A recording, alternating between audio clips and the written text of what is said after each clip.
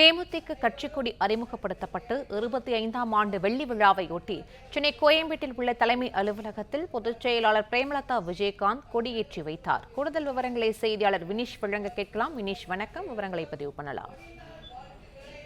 தேமுதிகவினுடைய கட்சி கொடி அறிமுகப்படுத்தப்பட்டு 25ஆம் ஆண்டு வெள்ளி விழா இன்று தமிழகம் முழுவதும் தேமுதிகவினுடைய மாவட்ட நிர்வாகிகளால் கொண்டாடப்படுகிறது. இதையொட்டி சென்னை கோயம்பேட்டில் இருக்கக்கூடிய தேமுதிகவினுடைய தலைமை அலுவலகத்தில் அக்கட்சியினுடைய பொதுச் செயலாளர் பிரேமலதா விஜயகாந்த் கொடியை ஏற்றி வைத்து பொதுமக்களுக்கு நலத்திட்ட உதவிகளை வழங்கி வருகிறார்.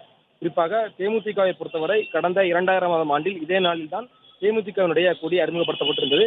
குறிப்பாக ரசிகர் மன்றத்தை நற்பணி மன்றமாக மாற்றி கடந்த 2000ஆம் ஆண்டில் தேமுதிகவினுடைய மூவர்ண கொடியை மறைந்த தேமுதிகவினுடைய தலைவர் விஜயகாந்த் அவர்கள் அறிமுகப்படுத்தியிருந்தார். அதன் பிறகாக 2005ஆம் ஆண்டில் தேமுதிக அதிகாரப்பூர்வமாக கட்சியாக தொடங்கப்பட்டிருந்தது. இந்த நிலையில் தான் ஒவ்வொரு ஆண்டுமே தேமுதிகவினுடைய கொடிநாளை நிகழ்ச்சி முன்னிட்டு தேமுதிகவினுடைய கட்சியினுடைய அலுவலகத்தில் இந்த மூவர்ண கொடியை கட்சியினுடைய தலைமை ஏற்றி வைப்பார்கள்.